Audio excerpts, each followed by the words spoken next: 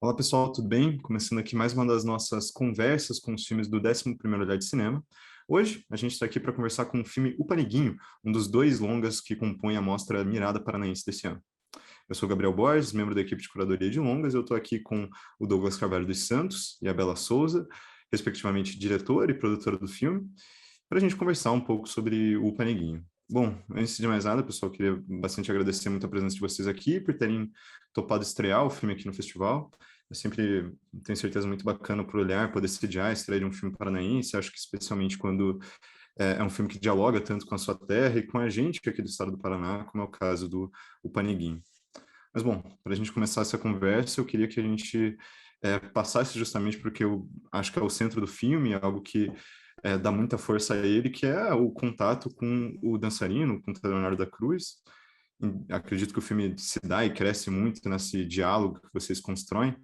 Então, acho que para começar essa conversa, eu queria que vocês comentassem um pouco de como foi esse primeiro contato de vocês com ele, essa primeira proposição e de onde partiu esse projeto que hoje está aí, né, realizado enquanto o Paneguinho. Maravilha, Gabriel. Obrigado. Em nome da equipe, em nome de todos os envolvidos, agradecemos também ao olhar, a participar. E vamos lá. É, o Léo, o Léo e eu fizemos a mesma faculdade da Unespar, e no ano de 2017 teve um encontro dos pesquisadores de iniciação científica em Apucarana.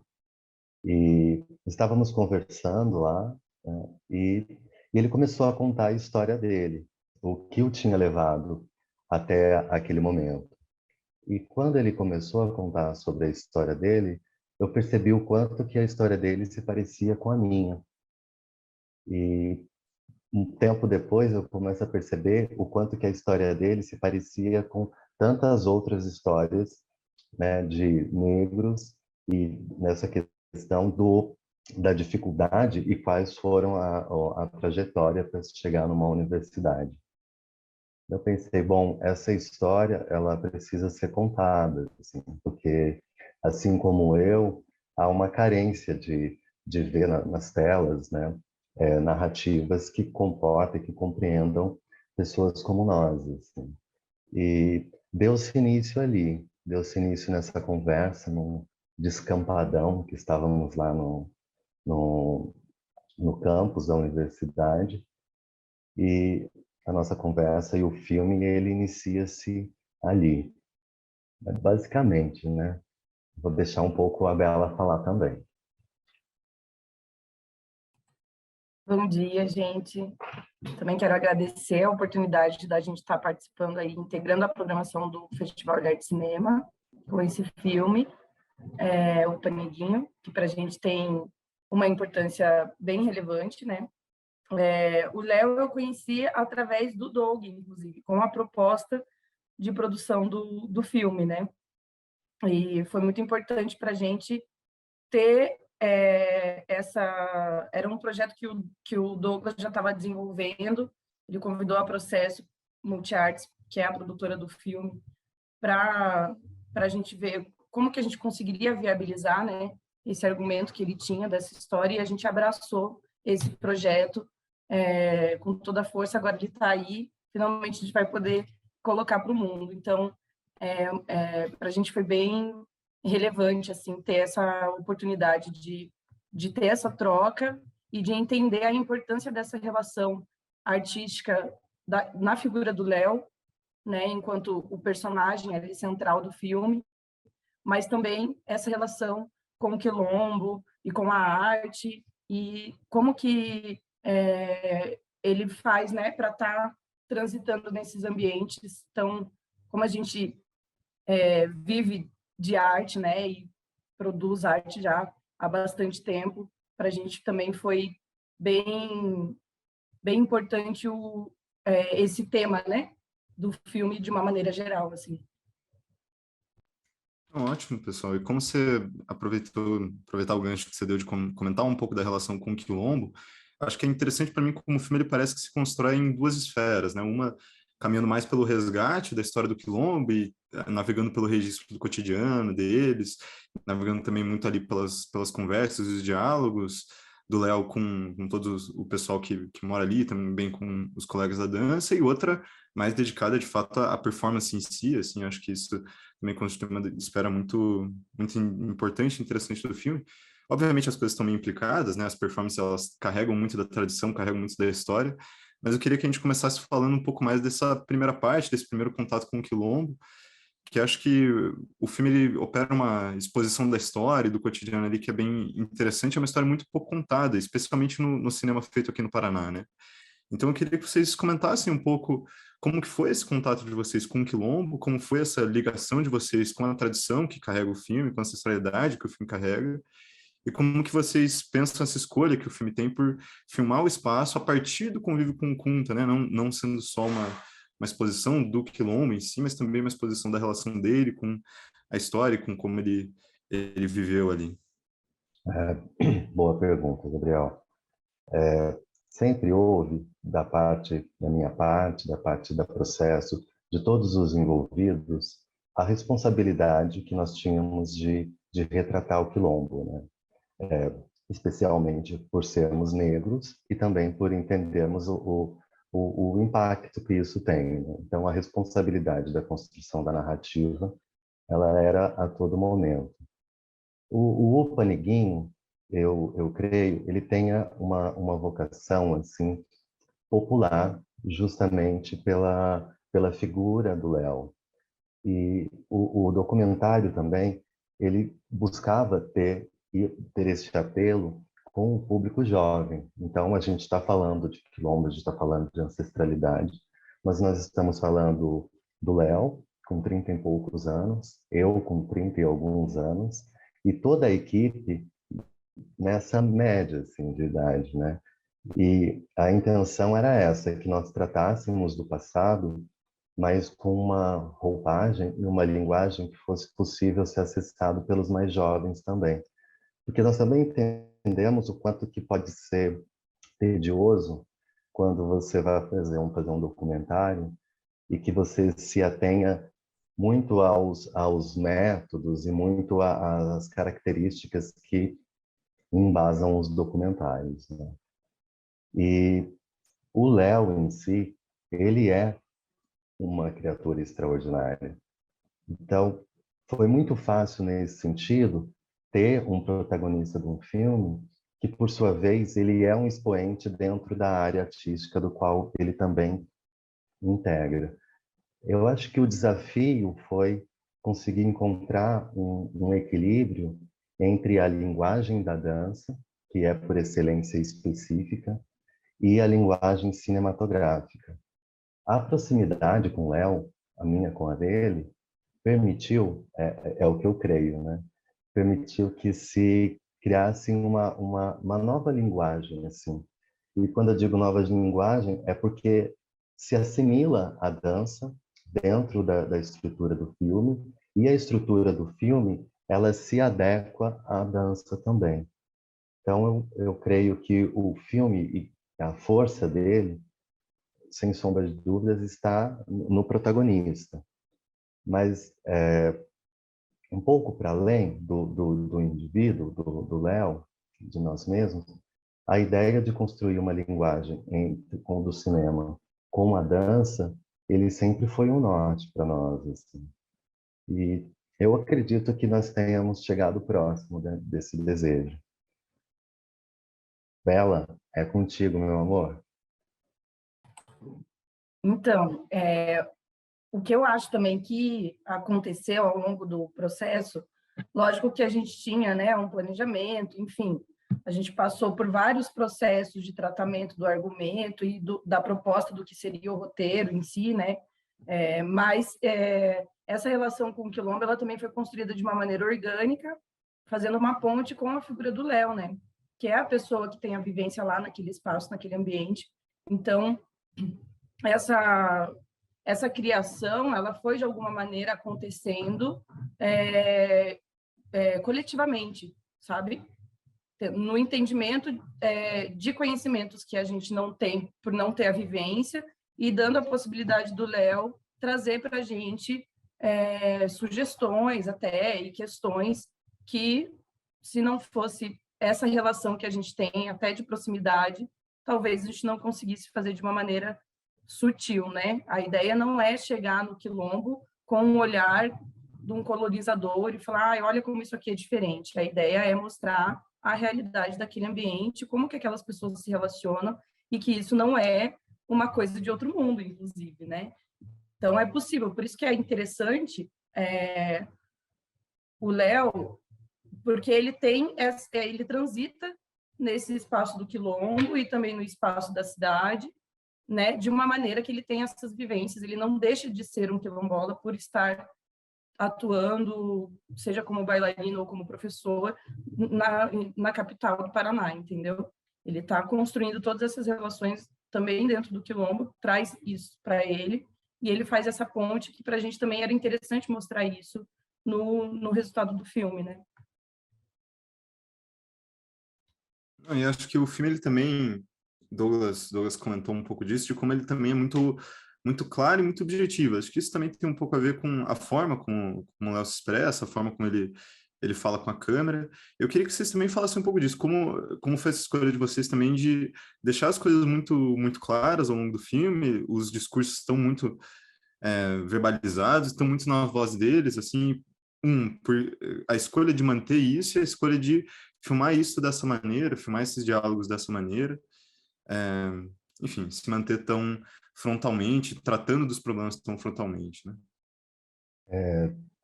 Também uma pergunta interessante.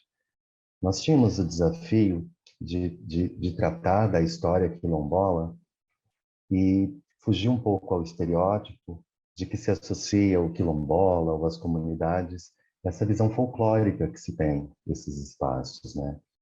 E, e isso fica latente no filme, esse desejo de que as informações e tudo que estava sendo dito ali, tudo que foi dito ali, precisava ser claro, precisava que houvesse uma didática, porque compreendemos que a gente está fazendo um filme, não necessariamente quilombolas que o assistirão.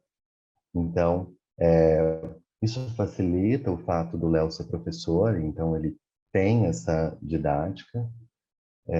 Grande parte dos temas tratados dentro do filme, eles vieram no decorrer da nossa relação, então conversando sobre coisas que são importantes a nós, né? O processo do filme inicia-se em 2017, então até chegar aqui em 2022, houve bastante tempo para a gente ir construindo essa ponte, assim. E eu percebo que mesmo sendo temas que possam ser desconfortáveis, ao menos para o espectador, né, em alguns lugares, mas ele o trata também com muita delicadeza.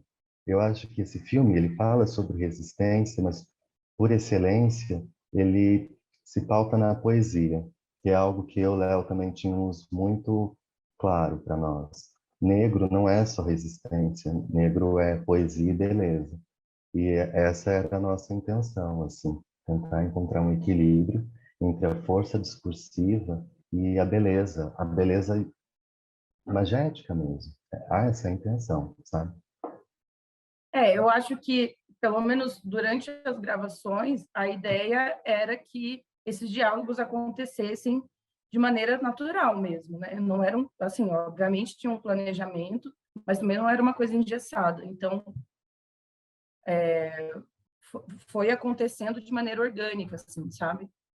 Dentro da vivência natural mesmo, dentro do que as pessoas costumam fazer mesmo, a maneira como elas costumam falar mesmo, ou como elas se relacionam. Então, isso foi possível porque a equipe estava integrada, né? Estava ali todo mundo entendendo qual que era o propósito e respeitando muito esses espaços, né? Então, acho que por isso também foi possível a gente falar de assuntos e questões de uma maneira natural, assim. Massa, gente, massa. E acho que vocês já começaram também falando um pouco disso. Eu queria que a gente voltasse para essa segunda era do filme, né? Que são as performances, a dança em si. E queria perguntar para vocês mesmo como foi a construção desse processo de um registro de um corpo dançante mesmo, e como vocês pensaram essa relação entre o corpo e a câmera, entre essa coisa que vai crescendo ao longo do filme e em um dado momento parece explodir, né? Especialmente na performance que eles fazem coletivamente, de como as coisas vão crescendo para diferentes lugares. Eu acho isso também muito interessante, assim, como vocês escolhem por diferentes registros, tem alguns momentos de câmera fixa que vai explorando a decupagem especialmente, tem momentos com a câmera na mão acompanhando o corpo, então, enfim, como vocês pensaram esses segmentos diferentes para cada registro de corpo e como vocês pensaram essa relação do filme mesmo com a dança? O processo, inclusive, da decupagem e pensar o filme como se daria, a gente aplicou bastante da lógica e da técnica da ficção, que era a ideia de mise-en-scenar alguns movimentos, tal. Isso foi possível, claro, porque o Léo, ele é um artista, ele é sensível, então ele também tinha uma visão sobre a sua própria dança e como ela, ou uma ideia ao menos, de como ela seria no quadro, assim. Nós extraímos as partes em que são dançadas no filme, elas são extraídas de uma performance dele, que chama Entre Caboclos e Baianas, e eu já estava bastante familiarizado com essa performance, a gente já tinha gravado o espetáculo no teatro, né, para entendemos também quais eram as possibilidades. Quando nós chegamos no set para filmar, as coisas já estavam dadas, assim, nesse sentido. O Léo tem até por ser dançarino, ele tem uma consciência de corpo e espaço. A minha intenção também era que houvesse espaço para que ele pudesse dançar, mas que eu não abrisse mão da câmera, da linguagem cinematográfica enquanto registro, porque isso também é uma linha tênue em que o espetáculo ele está ali posto. Se você vai ficar com uma câmera passiva, então uma câmera observadora, ou se você vai aceitar o convite de dançar junto. Eu acho que a câmera, ela aceita o convite de dançarmos juntos, assim. Eu particularmente acho que foi essa que é quando eu falo sobre a linguagem da dança específica e a linguagem cinematográfica, quando elas se encontraram assim para tomar um chá, elas se entenderam muito bem. E os enquadramentos e as escolhas, elas em grande parte, elas tinham um respeito muito grande pelos signos ali apontados, né? Então também não à toa nós escolhemos trechos específicos dessa performance do Léo, porque também entendia que elas funcionavam melhor no quadro, melhor para o filme, que é um grande desafio, porque algumas cenas elas são belíssimas presencialmente, mas não criam o mesmo impacto na câmera. Aí tentar encontrar um equilíbrio entre essas duas partes, acho que foi o desafio. Assim. Facilitado, claro, pela condução do Léo enquanto a dança e o diálogo com o cinema, com a linguagem cinematográfica através de mim. Assim. Houve um diálogo entre as artes, assim. Mas eu quero crer que há, né? Tem também, assim, a gente não podia perder de vista essa questão da dança, né? E o que ela fala também, enfim, eu acho que esse era um desafio grande no encaixe para o filme, né? Porque, assim, se a gente for pensar, tem várias questões ali que precisavam ser trabalhadas, né? Então, como que a gente vai fazer para tudo isso ficar dentro de uma proposta que seja compreensível, né?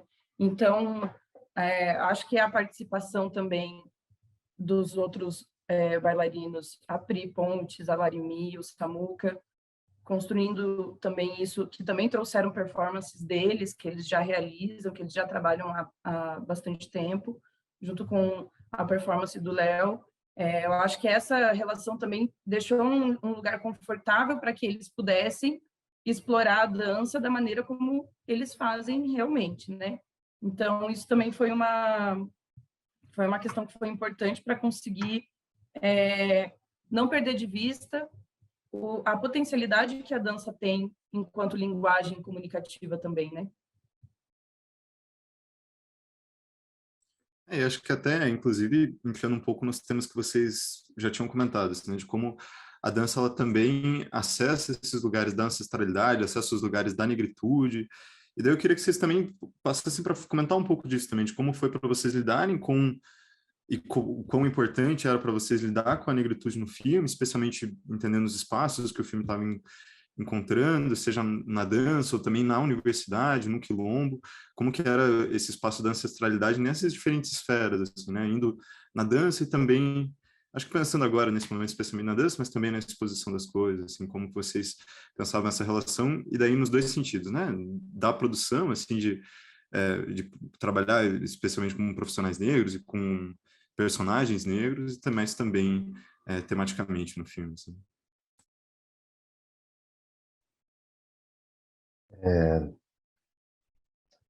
Gabriel, existe um monte de ineditismo quando você pensa em cinema, em linguagem cinematográfica, e colocando na mesma sentença o negro.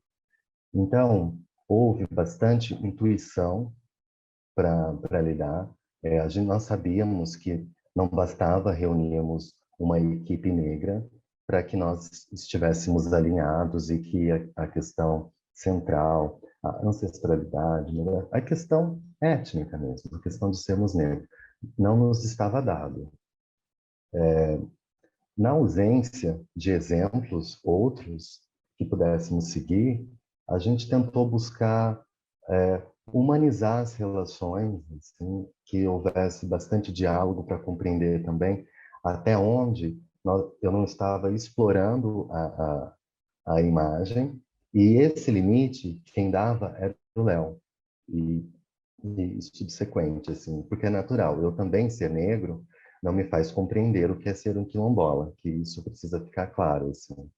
O que distingue nosso filme de outros é porque parte dessa genuinidade que é um negro artista trabalhando com outro negro artista. Então, e com toda, grande parte da equipe, não digo toda, mas grande parte dela.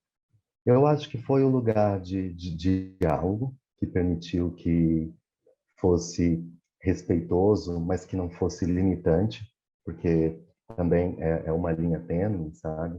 A gente tem tanta responsabilidade e você é um negro tendo a oportunidade de fazer um filme com essa temática, com esse protagonismo, e recaía sobre nossos ombros a dignidade com qual esse tema, o filme em si, tratava. Foi muito de intuição, volto a dizer, assim, um respeito que se estabeleceu, então havia um respeito enorme da minha parte, da equipe, com o Léo e com os outros personagens também, a Larini, o Samuel, a Pri Pontes. Nós temos também personagens do Quilombo, a Jancal, que é extraordinária, a Armando Léo, que é ativista, uma mulher também muito lúcida. Eu creio que, como diz a minha avó, cão não anda com gato. Então, quando houve essa aproximação com o Léo, veio junto todos os astros que orbitavam em torno e vice-versa. Larini é uma artista genial, a Priscila Pontes é uma artista genial, Samuca é um artista genial, todos dentro desse recorte da dança. Interessante perceber também que, mesmo tendo como mote a dança, a ideia de nós filmarmos as performances e não restringirmos a do Léo é porque também gostaríamos que a própria linguagem da dança explorasse outras vertentes. Então, a gente tem o Samuca, que vem pela vertente da dança urbana, negra. Como dizemos, ele advém do quilombo urbano, e isso era muito nítido para nós, assim. Então, todos nós negros ali, com exceção do Léo, éramos aquilombados, de lugares distintos, mas o que tínhamos em comum era manter a poesia e a beleza a despeito de. Então, eu creio que tenha havido um enorme respeito, um pela história do outro, que foi o que tornou possível, sabe? Do contrário, eu acredito que eu poderia correr o risco de plastificar essa, essa temática, o filme em si, porque naturalmente, como negro, mas negro urbano, a minha visão era bastante distinta do quilombo. E para mim serviu muito para entender também qual que é a maneira que se organiza socialmente, muito similar ao que nós vemos acontecer nos quilombos urbanos, nas vulgo favelas, sabe? Existe, e isso é incomum, e eu acredito que é onde resida essa ancestralidade da qual você aponta, que a despeito de ter nascido no quilombo ou numa favela de uma periferia de uma grande cidade, que este elo de comunidade, de amor mesmo, ele se estende, ele não limita-se à geografia, eu creio. Então, eu acho que é a nossa própria intuição, né? A gente permitir que a nossa intuição digam coisas e nos oriente nesse processo, ela também é uma tecnologia ancestral, né? No nosso dia a dia, na nossa vida, já é assim, às vezes a gente nem sabe. O que eu acho que foi importante para a equipe, para todo mundo, foi a gente ter a oportunidade de ter esse contato com ter isso assim posto e colocado e sentir, né, a importância de existir essa manutenção da dança ancestral e da dança, né, que é a prática do pessoal que a gente chamou, né, dos artistas que a gente chamou para participar do filme, né? Eles trabalham com isso sempre, desde sempre. Então, para a gente foi a oportunidade também de acessar lugares que talvez a parte da equipe ainda não tinha conhecimento, e é uma conexão forte que acontece quando a gente está dentro desse processo, porque não tem como essa mensagem não chegar na gente, não tocar a gente de alguma maneira, né? Então, esse processo, especialmente na parte das performances, para a gente foi bem intenso, assim, no sentido de estar conectado com essa ancestralidade que ocupa os espaços, né, de terreiro, enfim, e que, de alguma maneira, esses personagens, né, e esses artistas trouxeram para a gente até num campo mais contemporâneo mesmo, né? Fazendo essa atuação, né, entre o quilombo e o urbano, enfim. Então, tem muita coisa, muita simbologia, muito significado para a gente, né, que a gente foi entendendo também ao longo do processo, porque a gente teve a oportunidade de ficar à vontade com isso, né, de se sentir pertencente disso. E eu acho que é essa a parte, os melhores momentos, né, desse processo, desse projeto, desse filme, porque a gente teve essa oportunidade de conseguir sentir isso de uma maneira confortável, de se sentir pertencente mesmo. Fantástico, gente. Obrigado aí pela resposta. Para a gente fechar esse momento mais falando diretamente do filme, assim, eu queria que vocês também, aproveitando que a gente está aqui falando dentro da mirada paranaense, acho que o filme aqui ele marca, até especialmente conhecendo um pouco, ao menos o panorama dos filmes inscritos no festival esse ano, ele marca um lugar bem especial e único assim dentro do cinema paranaense mesmo, especialmente pensando nesse cinema paranaense feito hoje. Até acredito que isso também é resultado de como a produção de cinema e o fomento do cinema tem sido pensado aqui no estado, mas também é resultado de uma emergência de outros realizadores, de outras vozes chegando no cinema, especialmente nesses últimos anos. Então, eu queria que vocês comentassem um pouco também como vocês veem a relação do filme com o Estado, e aí isso falando em duas esferas, né? Pensando primeiro a relação de vocês com o espaço, que eu acho que o filme também se atém às paisagens, se atém ao cenário mesmo local, mas também pensando neste cenário local de cinema, dentro desse panorama que vem crescendo agora nos últimos anos no estado aqui do Paraná. Vamos lá. É, eu e o Léo, nós brincávamos, né, que sim, existem negros no sul do país. Então, existem negros no Paraná, existem negros em Santa Catarina, existem negros no Rio Grande do Sul.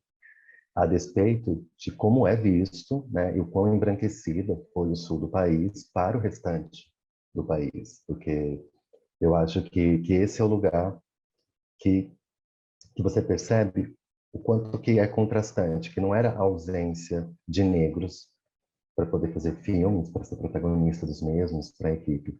Havia mesmo uma falta de interesse, um desestímulo de que isso se desse.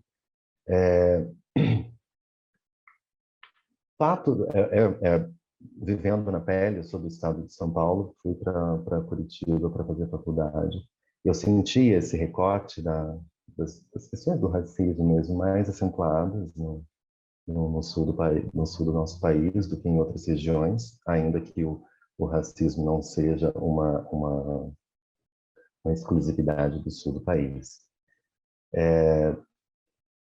Ainda que nós tenhamos e compreendemos o papel do filme, nós tivemos que concorrer com outras temáticas e com outras ideias de filmes igualmente. Então, não há cota para produção com temática negra ou com produtores negros, isso vem se buscando, mas ainda não chegamos. Então, a ausência de filmes é justamente porque você concorre para poder fazer o filme dentro dessas leis de incentivos, os editais, com os mesmos que já estão aí há muito tempo. Então, eu creio que o que foi possível para nós é que nós resolvemos jogar este jogo, resolvemos jogar o jogo do opressor, que é produzir e utilizar dos meios dos quais historicamente nos foi negado. Quando você me pergunta a respeito, então, dessa temática e desse lugar para um filme paranaense, mas um filme produzido no sul do país, eu percebo que é um movimento que está se dando em outros estados. Eu desejo profundamente que isso se estabeleça melhor no estado do Paraná, cujos editais não há cotas para étnicas e sociais. E eu gostaria que outros negros, quando fossem fazer um filme, que não fosse tão extenuante, que pudesse ser acessível como é para todos os outros, a despeito da etnia. Assim. Então, se existe algo nesse filme que me move, é a ideia de que outros que venham depois de mim, que possa ser mais fácil ou minimamente mais justo, mais justa essa construção da narrativa, sabe? Construção de narrativas. E eu acho que o Paneguinho, eu brincava com o Léo, que ele foi uma alforria para todos nós, assim, quanto a criação de arte, nós pudermos levar o nosso discurso e o que entendemos de mundo para além dos guetos, dos quais invariavelmente a gente teve que sair para poder chegar num lugar onde o filme possa ser visto, ser mais visto. Esse é o meu desejo, assim, profundo, que outros negros façam filmes e que não seja tão difícil.